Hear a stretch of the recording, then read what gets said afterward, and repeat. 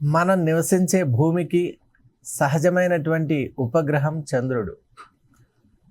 ఎన్నో ఏళ్ల నుండి చంద్రగ్రహం, ఈ ఉపగ్రహం అనేటువంటిది అందరి యొక్క మనసును ఆకర్షిస్తూ ఉన్నటువంటి అంశం మనకు తెలిసిందే. మనం చిన్నతనంలో కూడా పౌర్ణమి రోజు ఏ విధంగా ఆ ఫుల్ మూన్ ఎప్పుడైతే చూసినప్పుడు అందులో మనుషులు ఉంటారా, లేక నిజంగా అక్కడ ఎవరైనా శక్తులు ఉంటారా, లేక ఏ విధమైనటువంటి ఒక విధానం అక్కడ ఉంటుంది అని మనం అందరూ కూడా ఆలోచన చేసే ఉంటాం చిన్నప్పటి నుంచి.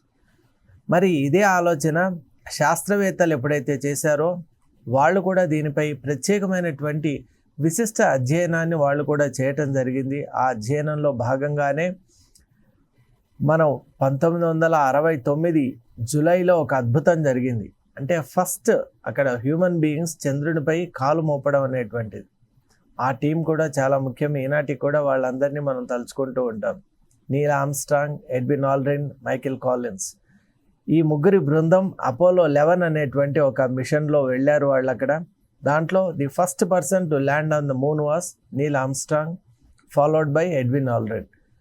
మరి ఆ తర్వాత 50 సంవత్సరాల తర్వాత మళ్ళీ ఆర్టిమిస్ అనేటువంటి ఒక మిషన్ ఇప్పుడు రావటం.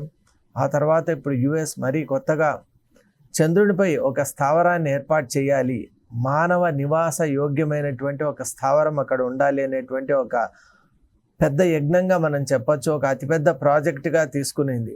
దాని విలువ కూడా $20 బిలియన్. అంటే ఎంత పెద్దదో మీరు ఆలోచన చేయొచ్చు. దీన్ని 3 స్థాయిల్లో నిర్వహించాలి అని ఆలోచన చేస్తోంది. మరి దీని యొక్క ప్రధాన లక్ష్యాలు ఏంటి, అసలు భూమిలో ఈ భూమికి చంద్రునికి ఉన్నటువంటి ఆ పరస్పర సంబంధం, the scientificity behind the study of moon, అలాగే మనిషి అక్కడ చేరుకోగలగటానికి కావలసినటువంటి ఆవశ్యకత, అలాగే అక్కడ ఉన్నటువంటి వివిధ రకాలైనటువంటి పరిశోధనల వల్ల భూమికి జరిగేటువంటి మేలేంటి, అలాగే ఈ పరిశోధనలు 3 స్థాయిల్లో అన్నాం. అప్పుడు ఆ 3 స్థాయిల్లో ఏ అంశాలు అక్కడ అధ్యయనం చేయబడతాయి అనేటువంటి అన్ని విషయాల్ని కూడా ఇప్పుడు మనం చాలా ఆసక్తికరమైనటువంటి అంశాలని ఇప్పుడు మనం ఒకసారి స్పృశించే ప్రయత్నం చేద్దాం. చంద్రుడు అంటేనే ప్రతి ఒక్కరికి చాలా ఇష్టమైన ఎంటిటీ, కానీ నిజంగా చంద్రుడిని చేరుకోవటం అనేటువంటిది మాత్రం చాలా కష్టతరం. ఎందువల్ల అంటే చంద్రునిపై ఉన్నటువంటి వాతావరణ పరిస్థితులు, అలాగే అక్కడ ఉన్నటువంటి గ్రావిటీ, అలాగే చంద్రుని యొక్క ఆర్బిట్ ఏదైతే ఉంటుందో అది. ఇంతవరకు ఒక ముఖ్యమైన అంశం ఏంటంటే మనం ఎప్పుడు చంద్రుని యొక్క ఒకవైపే చూస్తూ ఉన్నాం. అది ఎలా అంటే భూమి తన సెల్ఫ్ స్పిన్ అవుతోంది, అలాగే భూమి చుట్టూ చంద్రుడు తిరగటం వల్ల మనం ఎప్పుడు కూడా we are seeing only one phase of the moon అని శాస్త్రవేత్తలు చెప్తున్నారు. మరి ఈసారి మన ఆర్టిమిస్ మిషన్ 2లో ఉన్నటువంటి సైంటిస్ట్ వెళ్ళినటువంటి ఆ వ్యోమగాములు చేసినటువంటి ఒక వినూత్న ప్రయోగం ద్వారా ఫ్లై బై అని అంటారు. అంటే మూన్ నుంచి కూడా ఇంకా డీప్ స్పేస్లోకి వెళ్ళిపోవటమే కాకుండా they saw the other side of the moon, far side అని అంటాం. నియర్ సైడ్ అంటే మనం చూసేది, ఫార్ సైడ్ అంటే మనం ఇంతవరకు చూడని సైడ్ కూడా వాళ్ళు చూశారు. మరి ఇలాంటి ఎన్నో ఆసక్తికరమైనటువంటి అంశాలు ఇప్పుడు అధ్యయనంలో నాసా కానివ్వండి, అలాగే ప్రపంచవ్యాప్తంగా శాస్త్రవేత్తలు, ఇటు చైనా కానివ్వండి, చైనా కూడా ఒక అద్భుతమైన ప్రయోగం చేస్తుంది, వ్యోమగాములను అక్కడికి పంపించేటువంటి ప్రయోగం. అలాగే రష్యా కూడా స్పేస్ సైన్స్లో ముందు నుంచి అగ్రగామిగా ఉంటుంది. ఇన్ఫ్యాక్ట్ ఫస్ట్ ఇప్పుడు స్పేస్లోకి గగేరియన్ అనేటువంటి అతను వెళ్ళింది, ఆ కాస్మోనాట్ రష్యా అతనే. ఈ స్పేస్కి వెళ్ళేటువంటి వాళ్ళలో రష్యాకు సంబంధించిన వాళ్ళను కాస్మోనాట్స్ అంటారు, అమెరికాకు సంబంధించిన వాళ్ళను, అమెరికా విధానాన్ని ఫాలో అయ్యే వాళ్ళను ఆస్ట్రోనాట్స్ అంటారు. డిఫరెన్స్ అంతేకాని మిగతా యాక్టివిటీస్ అన్నీ సేమ్ ఉంటాయి. మరి మనకు ఇంటర్నేషనల్ ల్యాబ్ కూడా, ఇప్పుడు స్పేస్ ల్యాబ్ కూడా ఉన్నటువంటి నేపథ్యంలో ఏ దేశం వాళ్ళైనా కూడా ల్యాబ్లో వెళ్ళొచ్చు, అక్కడ పరిశోధన చేసుకోవచ్చు. ఈ విధంగా మనిషి క్రమంగా భూమి నుంచి మిగతా గ్రహాల వైపు, అలాగే డీప్ స్పేస్ను కూడా స్టడీ చేసేటువంటి ఒక క్యూరియాసిటీతో ముందుకు వెళ్తున్నటువంటి నేపథ్యంలో ముఖ్యంగా మన అందరికీ దాదాపు 4 లక్షల కిలోమీటర్ల దూరంలో ఉంది ఈ చంద్ర ఉపగ్రహం. కాబట్టి 4 లక్షల కిలోమీటర్లు అనేది చాలా దగ్గర. మనం ఆస్ట్రనామికల్ డిస్టెన్సెస్ అని అంటాం. మనము దగ్గర ఉన్నటువంటి మూన్, మార్స్ కానివ్వండి, జూపిటర్ కానివ్వండి, ఇక సాటర్న్, యురేనస్, నెప్ట్యూన్ ఇవన్నీ అయితే చాలా దూరం ఉంటుంది. మరి వాటన్నిటితో కంపేర్ చేస్తే సహజ ఉపగ్రహం కాబట్టి భూమి యొక్క పరిస్థితులకు దాదాపు దగ్గరగా ఉండేటువంటి ఒక వాతావరణం, ఈకోసిస్టమ్ అక్కడ ఉంటుంది అనేటువంటి భావనతో మనం చంద్రునిపై పరిశోధన చేస్తున్నాం. అలాగే చంద్రగ్రహంపై మనము హ్యూమన్ బేస్ క్యాంప్స్ కూడా ఏర్పాటు చేయగలమా అనేటువంటి ఒక అంశాన్ని కూడా అధ్యయనం చేస్తున్నారు. ముఖ్యంగా నాసా ఈ సంవత్సరం చేసినటువంటి అద్భుతాల్లో ఆర్టిమిస్ ఒకటైతే మరొక 3 ప్రాజెక్ట్స్ను, అంటే ఒక ఇంటిగ్రేటెడ్ ప్రాజెక్టును వాడు తయారు చేసింది. అందులో భాగంగా మనం ఇంతకుముందు అనుకున్నట్టు 20 బిలియన్ అమెరికన్ డాలర్స్తో 3 స్టేజెస్లో ఉంటుంది. మరి ఈ ప్రాజెక్ట్ యొక్క ఉద్దేశం ఏంటి అంటే మనిషిని అక్కడ చంద్రగ్రహంపై ల్యాండ్ చేయటమే కాకుండా అక్కడ ఆయన ఉండగలిగేటువంటి ఒక విధానాన్ని ఏర్పాటు చేస్తూ ఉన్నారు. అంటే అక్కడ ఉంటూ ఎక్స్పెరిమెంటేషన్ చేయాలి, అక్కడ ఉంటూ అక్కడ పరిస్థితులకు అనుగుణంగా మనల్ని ఎలా మార్చుకోవటం, ఇలాంటి అన్ని ఒక సెకండ్ హోమ్ లాగా మనం తయారు చేసుకునే ప్రయత్నం అని మనం చెప్పుకోవచ్చు సింపుల్గా.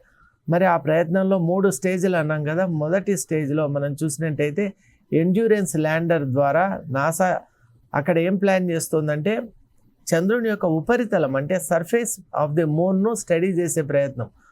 మనం ఒక గ్రహం కానీ ఉపరిగ్రహాన్ని కానీ అర్థం చేసుకోవాలి అంటే దాని యొక్క ఉపరితల అధ్యయనం చాలా ముఖ్యం. Surface of the planet are the satellite అని మనం అంటాం. ఇప్పుడు మూన్ అనేటువంటిది it is the natural satellite for earth కాబట్టి అక్కడ ఉపరితలంలో ఎటువంటి వ్యవస్థ ఉంది, అక్కడ ఏ విధమైన మార్పులు ఉన్నాయి, అలాగే అది దాని మీద ల్యాండ్ కావాల్సినటువంటి జోన్స్ ఏవి, సేఫ్ జోన్స్ ఏది, ఎక్కడైతే షార్టెస్ట్ వే టు ల్యాండ్ అని, ఇవన్నీ ప్రక్రియలు పారామీటర్స్ వీళ్ళు అధ్యయనం చేస్తారు. అలాగే అక్కడ ఏ ప్రాంతాల్లో ఎటువంటి ఆ మినరల్ కంటెంట్ కానివ్వండి, అక్కడ ఉన్నటువంటి జోన్స్ ఏంటి, ఇవన్నీ కూడా అక్కడ అధ్యయనం చేస్తారు. ఇక సెకండ్ ఫేజ్లో గ్రిఫిన్ ల్యాండర్ ద్వారా నాసా ఎటువంటి ప్రయోగాన్ని చేయబోతుందంటే అక్కడ ఈ ఉండేటువంటి అవకాశాలకు అక్కడ మూమెంట్, ముఖ్యంగా అక్కడ చలనానికి సంబంధించిన వ్యవస్థ ఎలా ఉంది. నాసా ఉద్దేశం ఏంటంటే రోవర్స్ కానివ్వండి, అలాగే డ్రోన్స్ను కానీ అక్కడ ప్రవేశపెట్టాలని చూస్తుంది. మరి రోవర్స్ ఉండాలి అంటే ఖచ్చితంగా చలనానికి సంబంధించిన వ్యవస్థ, అక్కడ చంద్రునిపై ఎటువంటి మూమెంట్ సాధ్యమవుతుంది, ఫ్రిక్షన్స్ ఎలా ఉంటాయి, అలాగే అక్కడ ఉన్నటువంటి ప్రాస్ అండ్ కాన్స్ ఏంటి, అవన్నీ కూడా స్టడీ చేస్తుంది. ఇక మనం చూసినట్టయితే third phase is very critical. అక్కడ వర్టెక్స్ సైన్స్ మిషన్ అనేటువంటి ఈ ఫేజ్లో చంద్రుని దగ్గర ఉన్నటువంటి ప్రత్యేకమైన లైటింగ్ సిస్టమ్స్, వెలుగులు అని అంటాం, అవి అలాగే కింద ఉన్నటువంటి magnetic currents and magnetic zones, మరి వాటి యొక్క స్టడీ అనేది అక్కడ జరుగుతూ ఉంటుంది. మనం చూసినట్టయితే ఆర్టిమిస్ అనేటువంటిది మనం చూస్తే ఖచ్చితంగా ఆర్టిమిస్ 2లో మనం కొన్ని అద్భుతాలని చూసాం. అక్కడ మానవ సహితమైనటువంటి రోవర్తో వెళ్ళారు వీళ్ళు. అక్కడికి ఆరియన్ తీసుకొని వెళ్ళినటువంటి ఈ స్పేస్ క్రాఫ్ట్లో వెళ్ళిన 4 కూడా వాళ్ళు అనేక రకాలైనటువంటి ఎక్స్పెరిమెంటేషన్స్ చేశారు. దాంట్లో ముఖ్యంగా ఫ్లైబై చాలా ఇంట్రెస్టింగ్ అండి. అదేంటంటే we are moving away from moon into deep space. మరి డీప్ స్పేస్లో మనిషి యొక్క ఉష్ణోగ్రత తట్టుకునేటువంటి వ్యవస్థ ఎలా ఉంది, అలాగే మనిషి అక్కడ ఎటువంటి బయలాజికల్గా ఆయనలో బీపీ కావచ్చు, ఆయనలో ఉన్నటువంటి వివిధ ఆర్గాన్స్ ఎలా పనిచేస్తున్నాయి, అలాగే బ్రీతింగ్ ఎలా ఉంది, అలాగే కాగ్నిజెన్స్, థింకింగ్ కెపాసిటీ కానీ ఇవన్నీ ఎలా ఉన్నాయనేటువంటి ఒక అన్ని విధానాల్ని అక్కడ సమగ్రంగా పరిశోధన చేశారు. అలాగే వాళ్ళు లైవ్ ఒక ఎక్లిప్స్ను కూడా చూశారు.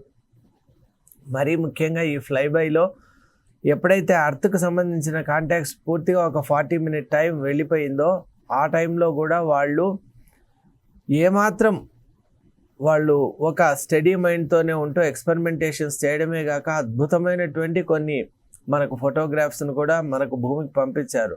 వాటిలో లైవ్ ఎక్లిప్స్ ఒకటి, అలాగే మనం చూసినట్టయితే వాళ్ళు 2 క్రేటార్స్ను గుర్తుపట్టారు. క్రేటార్ అంటే ఒక డిప్రెషన్, లోయల్ లాంటివి.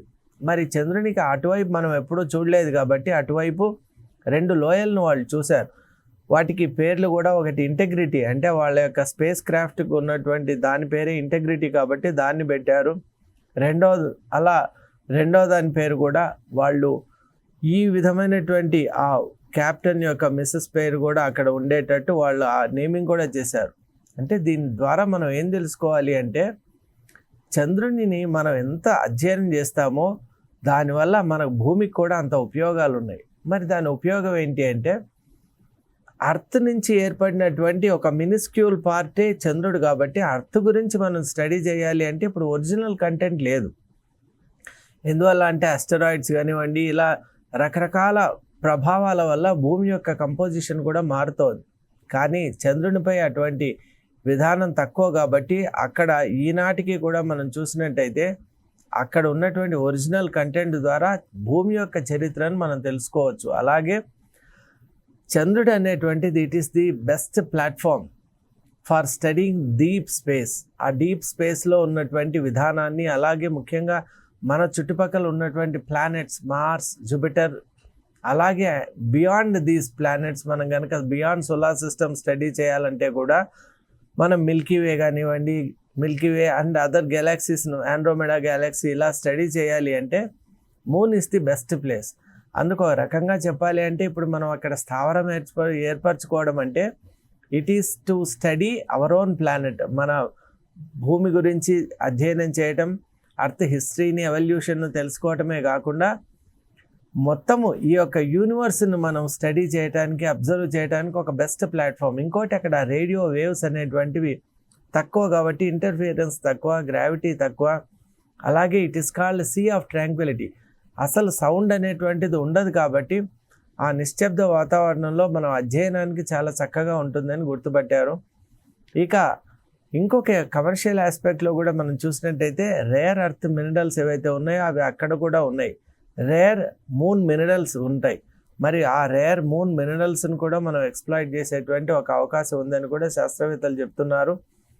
ముఖ్యంగా ఒక హ్యాబిటేషన్ వల్ల మనం మన ప్లానెట్ను, మన సోలార్ సిస్టమ్ను, ఎంటైర్ స్పేస్ను, మన మిల్కీవేను, ఆండ్రోమెడా గ్యాలక్సీని అండ్ బియాండ్ కూడా అధ్యయనం చేసే ఒక చక్కటి అవకాశం ఉంటుంది. కాబట్టి సమగ్రం, సంక్షిప్తమైనటువంటి మనకు ఒక స్వరూపం మనకు వస్తుంది. ఇంతవరకు కూడా మన ప్లానెట్ గురించి మనకు సరిగా అవగాహన లేదు. ఇప్పుడు మనం మూన్ మీద నుంచి ఎప్పుడైతే అర్త్ను గురించి అధ్యయనం చేస్తామో we will have a better understanding and better perception of moon అని శాస్త్రవేత్తలు అభిప్రాయపడుతున్నటువంటి నేపథ్యంలో ఖచ్చితంగా ఈ మూన్ స్టడీ మనం చూసాము. అపోలో మిషన్ 1969లో ఈ అపోలో 11 అనేటువంటిది మానవ సహితంగా వెళ్ళింది. ఆ తర్వాత last mission was in 1972, Apollo mission 17.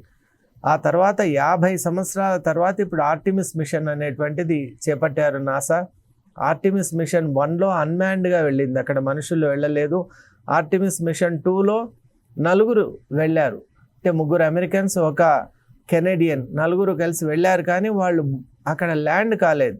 Fly by అని చెప్తారు. అంటే ఆ మూన్ చుట్టూ వాళ్ళు ఒక రకంగా చెప్పాలి అంటే అలా పరిభ్రమించారు. ఫ్లై బై అంటేనేమో మూన్ నుంచి డీప్ స్పేస్లో కూడా వెళ్ళారు. దాదాపు 10 లక్షల కిలోమీటర్లు వాళ్ళు ప్రయాణం చేశారు ఈ యొక్క నియర్లీ 10 days ఆఫ్ స్పాన్లో. ఇంకోటి అద్భుతంగా డీప్ స్పేస్ గురించి, అలాగే చంద్రుడి నుంచి రిటర్న్ రావటం అనేటువంటి చాలా కష్టం అండి. ఆ రిటర్న్ ట్రాజెక్టరీ అప్పుడు ఆ స్పేస్ క్రాఫ్ట్ ఎంత టెంపరేచర్, ఎందువల్ల అంటే మన అట్మాస్ఫియర్లోకి వచ్చినప్పుడు విపరీతమైన ఒత్తిడి ఉంటుంది కాబట్టి దాన్ని తట్టుకోగలిగిన సామర్థ్యం ఉన్నటువంటి మెటీరియల్స్ని కూడా మనం డెవలప్ చేసుకోవాలి. దాంట్లో కూడా ఈ స్టడీ ముఖ్యం. ఇక ఆర్టిమిస్ 3 అనేటువంటిది 2027లో ప్రవేశపెట్టబోతున్నారు. అది విప్లవాత్మకమైనటువంటి అధ్యయనాలన్నింటినీ చేస్తుంది అని చెప్తున్నారు. ఇక the pinnacle of it is Artemis mission 4. అందులో మానవ సహితంగా మళ్ళీ వెళ్ళి 2028లో అక్కడ ల్యాండ్ కావటానికి అన్ని ఏర్పాట్లు యుఎస్ చేస్తోంది. మరి దాని ద్వారా మనిషి ఒక స్థావరాన్ని ఏర్పరచుకోవడం, అధ్యయనం చేయడం, అలాగే నైసర్గిక పరిస్థితుల్ని, అలాగే అక్కడ ఉన్నటువంటి పరిస్థితుల్ని, అలాగే ఇంటర్ సింక్ చేసేటువంటి, అంటే అర్త్ మూన్ ఇంటర్ సింక్ కొన్ని ప్రాజెక్ట్స్ ఉన్నాయి, వాటన్నిటినీ కమ్యూనికేషన్ వ్యవస్థను డెవలప్ చేయడం, ఇలాంటి అద్భుతమైనటువంటి ప్రగతి పథంలో వెళ్ళే ప్రాజెక్ట్స్ని అక్కడ చేయాలనే సంకల్పంతో ఉంది. ఈ సందర్భంగా మనం ఒకటి తెలుసుకోవాలి, భారత్ కూడా సగర్వంగా ప్రపంచ దేశాల యొక్క స్థాయిలో మనం కూడా చంద్రయాన్ 3ని ప్రవేశపెట్టడం జరిగింది. 2023లో ప్రవేశపెట్టిన చంద్రయాన్ విజయవంతంగా భూమిపై సాఫ్ట్ ల్యాండింగ్ చేసింది అక్కడ మూన్పై. అది కూడా మూన్ యొక్క సౌత్ పోల్పై.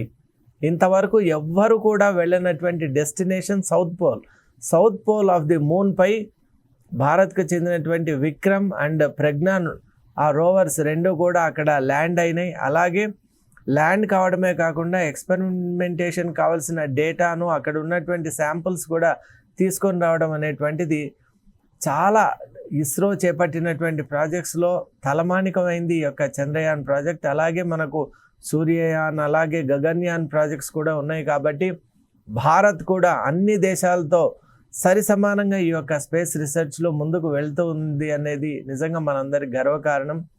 చైనీస్ కూడా ఎక్స్ప్లోరేషన్లో ఉన్నారు. అలాగే మనం చూస్తున్నాం వివిధ దేశాలు కూడా ఈ యొక్క యాత్రలో ముందుకు వస్తూ ఉన్నారు.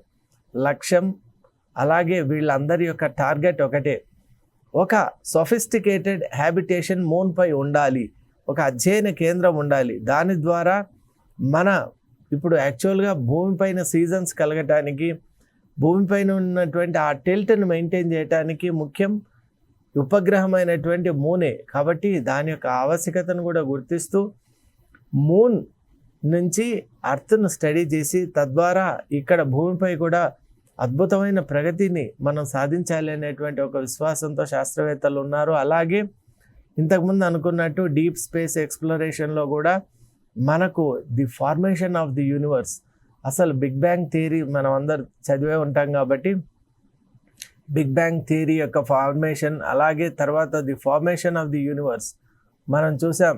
ప్రఖ్యాత శాస్త్రవేత్త రచించినటువంటి black holes and baby universes అనే బుక్ కూడా మనం చూసాం. కాబట్టి అలాంటి ఒక సందర్భం, ఆ ఎవల్యూషన్ ఆఫ్ ది యూనివర్స్ గురించి, the secret of the evolution of the universe కూడా మనం అక్కడ స్టడీ చేయొచ్చు. స్టీఫెన్ హాకింగ్ రచించిన black holes and baby universes అనేది చాలా ముఖ్యమైన పుస్తకం.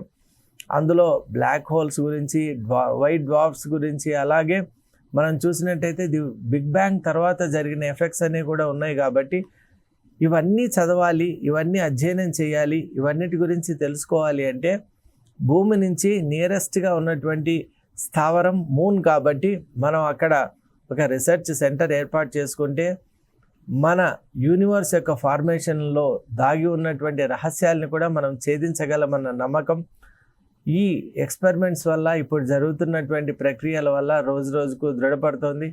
ఖచ్చితంగా ఈ మూన్ ఎరా అనేటువంటిది మనల్ని అద్భుతాల వైపు తీసుకొని వెళ్తుందని నాకు పరిపూర్ణమైన విశ్వాసం కలుగుతోంది. Thank you.